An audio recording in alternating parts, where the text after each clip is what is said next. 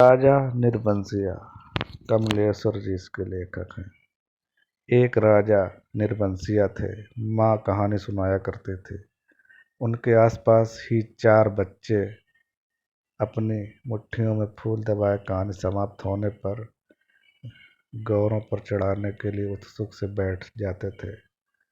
आटे का सुंदर वह सा चौक पूरा होता। उसी चौक पर मिट्टी की 6 गौरें रखी जाती, जिनमें से ऊपर वाली के बिंदिया और सिंदूर लगाता, बाकी 5 नीचे दबी पूजा ग्रहण करती रहती और दीपक की बातें स्थिर सी जलती रहती और मंगल घट रखा जा रहता, जिस पर रोली से सथिया बनाया जाता। सभी बैठे बच्चों के मुख पर फूल चढ़ाने की उतावली की जगह कहानी सुनने की सहज स्थिरता उभर आती। एक राजा निर्बंसिया थे। माँ सुनाया करती थी, उनके राज में बड़ी खुशहाली थी। सब वर्ण के लोग अपना अपना काम काज देखते थे। कोई दुखी नहीं दिखाई पड़ता था। राजा के एक लक्ष्मी सी रानी थी, चंद्रमा सी सुंदर और राजा को बहुत प्यारी। राजा राजकाज देखते और सुख से रानी के महल में रहते। मेरे सामने मेरे ख्यालों का राजा था, राजा जगपति। तब जगपति से मेरी दांत काटी दोस्ती थी। दोनों मिडिल स्कूल में पढ़ने जाते। दोनों एक से घर के थे, इसलिए बराबरी की निभती थी। मैं मैट्रिक्स पास करके एक स्कूल में नौकर हो गया और जगपति कस्बे के ही वकील के यहाँ मुहर्रिर। जिस साल जगपत मुहर्रिर हुआ, उसी वर्ष पास के गांव में उसकी शादी हुई, पर ऐसी हुई कि लोगों ने तमाशा बना देना चाहा। लड़की वालों का कुछ विश्वास था कि शादी के बाद लड़की की विदा नहीं होगी, ब्याह हो जाएगा और 7वीं भावर तब पड़ेगी जब पहली विदा की शायत होगी और तभी लड़की अपने ससुराल जाएगी। जगपति की पत्नी थोड़ी बहुत पढ़ी लिखी थी, पर घर की लीक को कौन मेटे। बारात बिना बहू के वापस आ गई और लड़के वालों ने तय कर लिया कि अब जगपति की शादी कहीं और कर दी जाएगी, चाहे कानी लूली से हो, पर वह लड़की अब घर में नहीं आएगी। लेकिन साल खत्म होते होते सब ठीक ठाक हो गया। लड़की वालों ने माफ़ी मांग ली और जगपति की पत्नी और ससुराल आ गई। जगपति को जैसे सब कुछ मिल गया और सास ने बहू की बलाइयाँ लेकर घर की सब चाबियां सौंप दी। गृहस्थी का ढंग बार समझा दिया। जगपति की माँ ना जाने कब से आस लगाए बैठी थी। उन्होंने आराम की सांस ली। पूजा पाठ में समय कटने लगा। दोपहरियाँ दूसरे घरों के आंगन में बीतने लगी, पर सास का रोग था उन्हें सो। एक दिन उन्होंने अपनी अंतिम घड़ियां गिनते हुए चंदा को पास बुलाकर समझाया था, बेटा, जगपति बड़े लाड़ प्यार का पला है। जब से तुम्हारे ससुर नहीं रहे, तब से इसके छोटे छोटे हट को पूरा करती रही हूँ। अब तुम ध्यान रखना। फिर रुककर उन्होंने कहा था, जगपति किसी लायक हुआ है तो रिश्तेदारों की आंखों में करकने लगा है। तुम्हारे बाप ने ब्याह के वक्त नादानी की जो तुम्हें विदा नहीं किया। मेरे दुश्मन देवर जेठों को मौका मिल गया, तुम्हार खड़ा कर दिया था कि अब विदा करवाना नाक कटवाना है। जगपति का ब्याह क्या हुआ, उन लोगों की छाती पर सांप लौट गया। सोचा घर की इज्जत रखने की आड़ लेकर रंग में भंग कर दें। अब बेटा, इस घर की लाज तुम्हारी लाज है। आज को तुम्हारे ससुर होते तो भला, कहते कहते माँ की आंखों में आंसू आ गए और वे जगपति की देखभाल उसे सौंपकर सदा के लिए मौन हो गई थी। एक अरमान उसके साथ ही चला गया कि जगपति की संतान को 4 बरस इंतजार करने के बाद भी वे गोद में न खिला पाए। और चंदा ने मन में सब्र कर लिया था, यही सोचकर कि कुल देवता का अंश तो उसे जीवन भर पूजने को मिल गया था। घर में चारों तरफ जैसे उदारता बिखरी रहती, अपना अपना अपनापा बरसता रहता। उसे लगता जैसे घर की अंधेरी एकांत कोठरियों में यह शांत शीतलता है जो उसे भरमा लेती है। घर की सब कुंडियों की खनक उसके कानों में बस गई थी, हर दरवाजे की चरमराहट पहचान बन गई थी। एक रोज राजा आखेट को गए। माँ सुनाती थी, राजा आखेट को जाते थे तो सातवें रोज जरूर महल में लौट आते थे। पर उस दफा जब गए तो सातवां दिन निकल गया, पर राजा नहीं लौटे। रानी को बड़ी चिंता हुई। रानी एक मंत्री को साथ लेकर खोज में निकली और इसी बीच जगपति को रिश्तेदारी की एक शादी में जाना पड़ा। उसके दूर रिश्ते के भाई दयाराम की शादी थी। कह गया था कि 10वें दिन जरूर वापस आ जाएगा, पर छठे दिन ही खबर मिली कि बारात घर लौटने पर दयाराम के घर डाका पड़ गया। किसी मुखबिर ने सारी खबरें पहुंचा दी थी कि लड़की वालों ने दयाराम का घर सोने चांदी से पाट दिया है। आखिर पुश्तैनी जमींदार की इकलौती लड़की थी। घर आए मेहमान लगभग विदा हो चुके थे। दूसरे रोज जगपत भी चलने वाला था, पर उसी रात डाका पड़ा। जवान आदमी भला खून मानता है। डाके वाले ने जब बंदूकें चलाई तो सबकी घिघी बंध गई, पर जगपति और दयाराम ने छाती ठोक कर लाठियां उठा ली। घर में कोहराम मच गया, फिर सन्नाटा छा गया। डाके वाले बराबर गोलियां दाग रहे थे। बाहर का दरवाजा टूट चुका था, पर जगपत ने हिम्मत बढ़ाते हुए हाँक लगाई, ये हवाई बंदूकें इन ठेल पिलाई लाठियों का मुकाबला नहीं कर पाएंगी जवानों।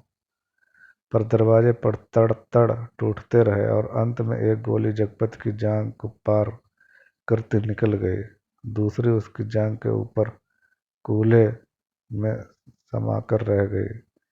चंदा रोती कलपती और मनौतियां मानती जब वहां पहुंची तो जगपति अस्पताल में था। दयाराम ने थोड़ी चोट आई थी, उसे अस्पताल से छुट्टी मिल गई थी। जगपति की देखभाल के लिए वहीं अस्पताल में मरीजों के रिश्तेदारों के लिए जो कोठरियां बनी थी, उन्हीं में चंदा को रुकना पड़ा। कस्बे के अस्पताल से दयाराम का गांव 4 कोस पड़ता था। दूसरे तीसरे वहां से आदमी आते जाते रहते थे, जिस सामान की जरूरत होती पहुंचा जाते।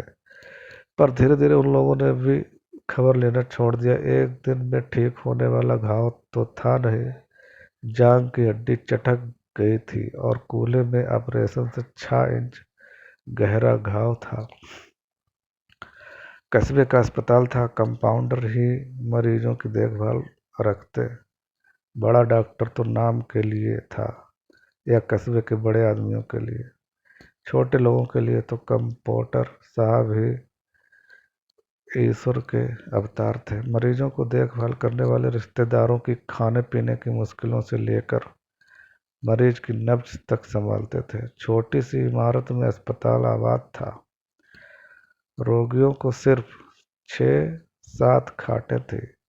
मरीजों के कमरे से लगा दवा बनाने का कमरा था, उसी में एक आराम कुर्सी थी और एक नीची सी मेज। उसी कुर्सी पर बड़ा डॉक्टर आकर कभी कभार बैठता था, नहीं तो बच्चन सिंह कंपाउंडर ही जमे रहते।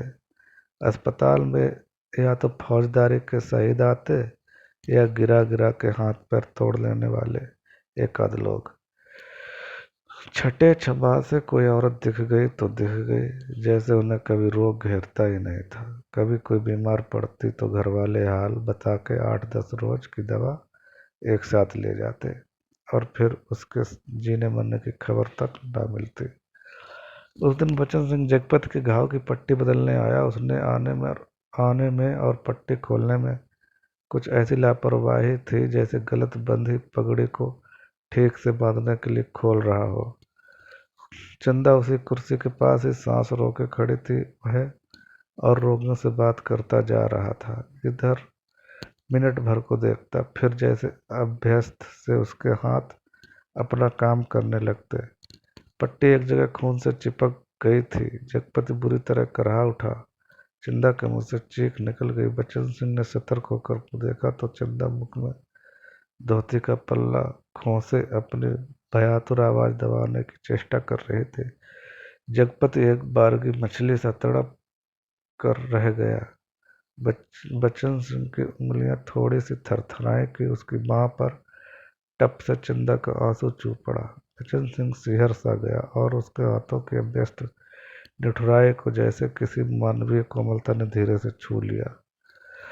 आहों कराहों दर्द भरी चीखों और चटकते शरीर के जिस वातावरण में रहते हुए भी वह बिल्कुल अलग रहता था। फोड़ों को पके आम सा दबा देता था, खाल को आलू सा छील देता था। उसके मन में जिस दर्द का एहसास उठ गया था उसे आज फिर हुआ, और वह बच्चे की तरह फूंक फूंक कर पट्टी को नम करके खोलने लगा। चंदा की ओर धीरे से निगाह उठाकर देखते हुए फुसफुसाया, रोगी की हिम्मत टूट जाती है ऐसे। पर जैसे यह कहते कहते उसका मन खुद अपनी बात से उचट गया। वह बेपरवाही तो चीख और कराहों की एक सतह से उसे मिली। रोगी की हिम्मत बढ़ाने की कर्तव्य निष्ठा से नहीं। जब तक वह घाव की मरहम पट्टी करता रहा तब तक किन्हीं दो आंखों की करुणा उसे घेरे रही, और हाथ धोते समय वो चंदा की उन चूड़ियों से भरी कलाइयों को बेझिझक देखता रहा जो अपनी खुशी उससे मांग रही थी। चंदा पानी डालती जा रही थी और बच्चन सिंह हाथ धोते धोते उसकी कलाइयों, हथेलियों और पैरों को देखता जा रहा था।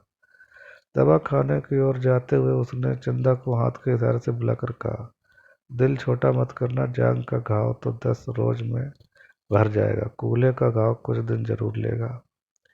अच्छी से अच्छी दवाई दूंगा। दवाइयाँ तो ऐसी है कि मुर्दे को चंगा कर दे, पर हमारे अस्पताल में नहीं आती। फिर भी तो किसी दूसरे अस्पताल से नहीं आ सकती वो दवाइयाँ? चंदा ने पूछा। आ तो सकती है, पर मरीज को अपना पैसा खर्चना पड़ता है, उनमें बच्चन सिंह ने कहा। चंदा चुप रह गई तो बच्चन सिंह के मुंह से अनायास ही निकल पड़ा, किसी चीज़ की ज़रूरत हो तो मुझे बताना, रही दवाइयाँ सो कहीं न कहीं से इंतजाम करके ला दूंगा। महकमे से मंगाएंगे तो आते अब आते महीनों लग जाएंगे, शहर के डॉक्टर से मंगवा दूंगा, ताकत की दवाइयों की बड़ी ज़रूरत है उन्हें। अच्छा देखा जाएगा, कहते कहते वह रुक गया। चंदा ने कृतज्ञ भरी नजरों से उसे देखा और उससे लगा जैसे आंधी में उड़ते पत्ते को कोई अटकाव मिल गया हो। आकर वह जगपत की खाट से लगकर बैठ गई। उसकी हथेली लेकर वह सहलाती रही, नाखूनों को अपने पोरों से दबाती रही। धीरे धीरे बाहर अंधेरा बढ़ चला। बचत सिंह तेल की एक लालटेन लाकर मरीजों के कमरे में एक कोने में रख गया। चंदा ने जगपत की कलाई दबाते दबाते धीरे से कहा, कंपाउंडर साहब कह रहे थे, और इतना कहकर वह जगपत का ध्यान आकृष्ट करने के लिए चुप हो गई। क्या कह रहे थे? जगपत ने अनमने स्वर में बोला। कुछ ताकत की दवाइयाँ तुम्हारे लिए जरूरी है, मैं जानता हूँ, पर देखो चंदा, चादर के बराबर ही पैर फैलाए जा सकते हैं। हमारी औकात इन दवाइयों की नहीं है, औकात आदमी की देखी जाती है कि पैसों की। तुम तो देखा जाएगा, कंपाउंडर साहब इंतजाम कर देंगे, उनसे कहूँगी मैं। नहीं चलता, उधार खाते से मेरा इलाज नहीं होगा, चाहे 1 के 4 दिन लग जाएं। इसमें तो तुम नहीं जानती, कर्ज कोड़ का रोग होता है, एक बार लगने से तन तो गलता ही है, मन भी रोगी हो जाता है। लेकिन कहते कहते वह रुक गई। जगपति अपनी बात की टेक रखने के लिए दूसरी ओर मुंह घुमाकर लेटा रहा, और तीसरी रोज जगपति के सिरहाने कई ताकत की दवाइयाँ रखी थीं, और चंदा की ठहरने वाली कोठरी में उसके लेटने के लिए एक खाट भी पहुंच गई थी। चंदा जब आई तो जगपति के चेहरे पर मानसिक पीड़ा की असंख्य रेखाएं उभरी थीं, जैसे वह अपनी बीमारी से लड़ने के अलावा स्वयं अपनी आत्मा से भी लड़ रहा हो। चंदा की नादानी और स्नेह से भी उलझ रहा हो, और सबसे ऊपर सहायता करने वाले की दया से जूझ रहा हो। चंदा ने देखा तो वह सब सह न पाई। उसके जी में आया कि कह दें, क्या आज तक तुमने कभी किसी से उधार पैसे नहीं लिए? पर वह तो खुद तुमने लिए थे और तुम्हें मेरे सामने स्वीकार नहीं करना पड़ा था, इसलिए लेते झिझक नहीं लगी। पर आज मेरे सामने उसे स्वीकार करके तुम्हारा झूठा पौरुष दिल में लाकर जाग पड़ा है। पर जगपति के मुख पर बिखरी हुई पीड़ा में जिस आदर्श की गहराई थी, वह चंदा के मन में चोर की तरह घुस गई, और बड़ी स्वाभाविकता से उसने माथे पर हाथ फेरते हुए कहा, ये दवाइयाँ किसी की मेहरबानी नहीं है। मैंने हाथ का कड़ा बेचने को दे दिया था, उसी में आई हैं, मुझसे पूछा तक नहीं। और जगपति ने कहा, जैसे खुद मन की कमजोरी को दबा गया, कड़ा बेचने से तो अच्छा था बचन सिंह की दया ही ओढ़ ली जाती। और उसे हल्का सा पछतावा भी था कि नाहक वह रो में बड़ी बड़ी बातें कह जाता है, ज्ञानियों की तरह शोक सीख दे देता है। और जब चंदा अंधेरा होते उठकर अपनी कोठरी में सोने के लिए जाने को हुई, तो कहते कहते यह बात दबा गई कि बचन सिंह ने उसके लिए एक खाट का इंतजाम भी कर दिया है। कमरे से निकली तो सीधी कोठरी में गई और हाथ का कड़ा लेकर सीधे दवा खाने की ओर चली गई, जहां बचन सिंह अकेले डॉक्टर की कुर्सी पर आराम से टांगे फैलाए लैंप की पीली रोशनी में लेटा था। जगपति का व्यवहार चंदा को लग गया था, और वह यह भी कि वह क्यों बचन सिंह का एहसान अभी से लाद ले। पति के लिए जेवर की कितनी औकात है, वह बेधड़क से दवा खाने में घुस गई।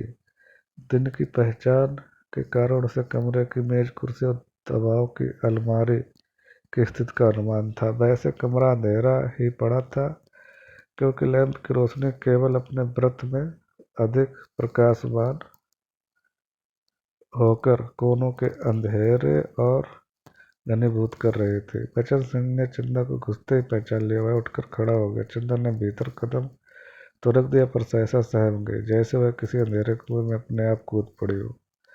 ऐसा हुआ जो निरंतर पतला होता गया है और उसमें पानी की गहराई पाताल की परतों तक चली गई हो।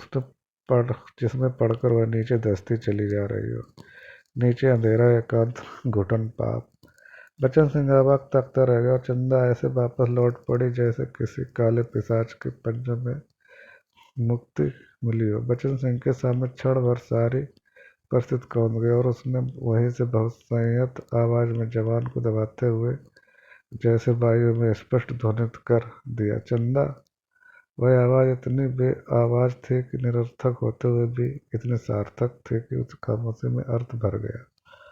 चंदा रुक गई। बचन सिंह उसके पास जाकर रुक गया। सामने का घना पेड़ स्तब्ध था।